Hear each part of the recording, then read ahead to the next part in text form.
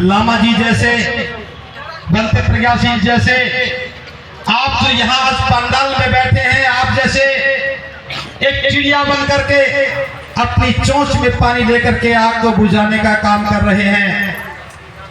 जब हम इस आग को बुझाने का काम कर रहे हैं, विरासत की लड़ाई को आगे ले जाने का काम कर रहे हैं, तो कुछ लोग बंदर बन करके दूर बैठ करके हमें सलाह दे रहे हैं, बता रहे हैं तुम्हारी चोंच में एक बूंद पानी आ रहा है, एक बूंद पानी से जंगल की आग नहीं बुझेगी।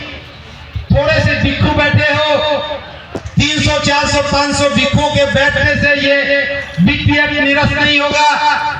मैं बता देना चाहता हूं, जो चिड़िया ने जवाब दिया, चिड़िया ने इस बंदर से कहा, जब बंदर ने कहा कि ये चिड़िया इस प्रयास में तेरे पंख झुलस चुके हैं, जंगल की आग बड़ी विकराल है, तेरी चोंच में एक बूंद पानी आ रहा है, इस एक बूंद पानी से जंगल की आग को नहीं बुझा पाएगी। हे चिड़िया पागल मत बन, मुझे देख, मैं आराम से बैठा हूं इस कमेटी का मेंबर बन करके, तू भी आराम से बैठ, अपना जीवन बचा, इस आंदोलन में कुछ नहीं रखा। तो चिड़िया ने कहा, हे बंदर तू ठीक कह रहा है, मैं जानती हूं कि मेरी एक चोंच पानी से जंगल की आग नहीं बुझेगी, लेकिन मैं ये भी जानती हूं एक दिन इस जंगल की आग का इतिहास लिखा जाएगा और उस इतिहास में आग बुझाने के प्रयासों में मेरा नाम सोने के अक्षरों से लिखा जाएगा और उसी जंगल की आग के इतिहास में, उसी बोध गया मुक्ति के इतिहास में तुम्हारा नाम गद्दारों की सूची में आएगा और काले अक्षरों से लिखा जाएगा। जब चिड़िया ने ये बात कही तो एक हाथी भी सुन रहा था। हाथी ने चिड़िया को आवाज दी, हे चिड़िया तूने बंदर को क्या कहा, मेरी समझ में नहीं आया, एक बार मुझे भी बता दे।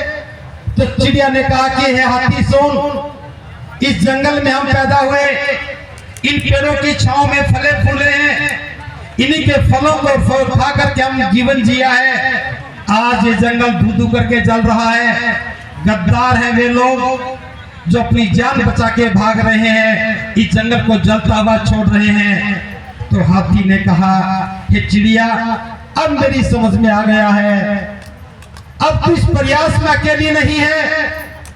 हाथी ने एक लंबी सी चिंगाड़ दी, जंगल के सारे हाथी इकट्ठे हो गए, अपनी अपनी सूंड में पानी भर करके आग पर फेंकने लगे और देखते ही देखते वो आग बुझ गई।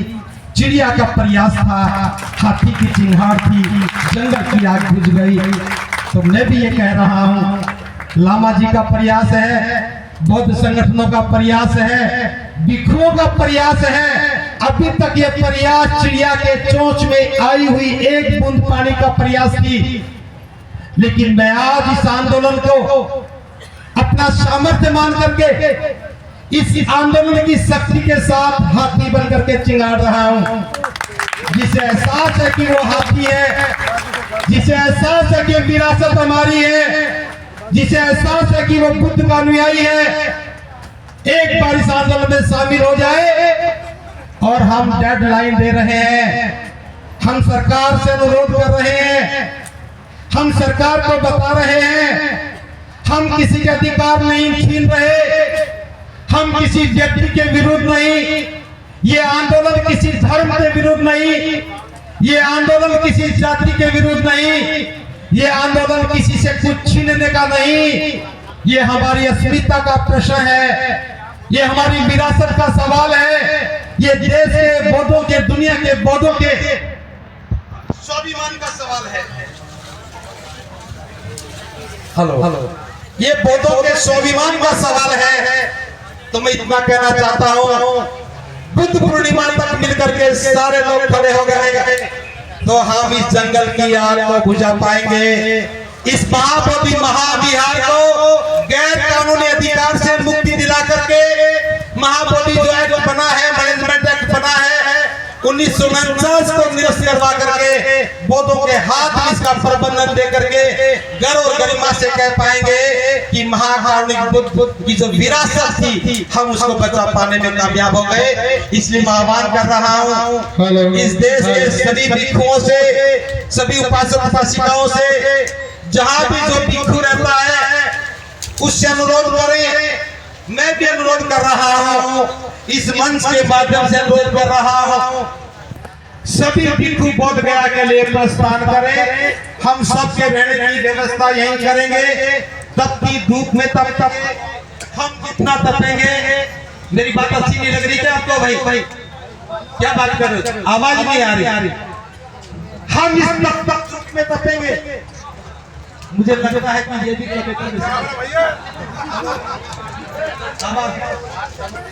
कहाँ से ये भी विरोध में बहुत कुछ ही जा रही है। तो मैं कहना चाहता हूँ सभी उपासकों से, जो भी भिक्षु आपके आसपास में है उसकी रेल की टिकट कटवाओ और बोध गया आने के लिए आमंत्रण दो। जो भिक्षु अपना किराया वो अपने किराए से आ जाए, कुछ उपासक उनकी सेवा करें, रेल का टिकट दे दे वो आ जाए। अगर फिर भी कोई व्यवस्था नहीं बने तो हम इस आंदोलन समिति की ओर से कोशिश करेंगे कि ये बाधा की दूर कर देंगे।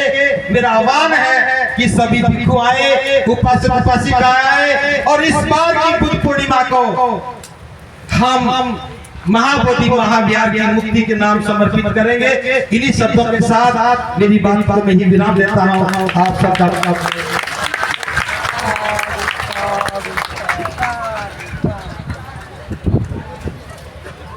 हेलो, अभी जो है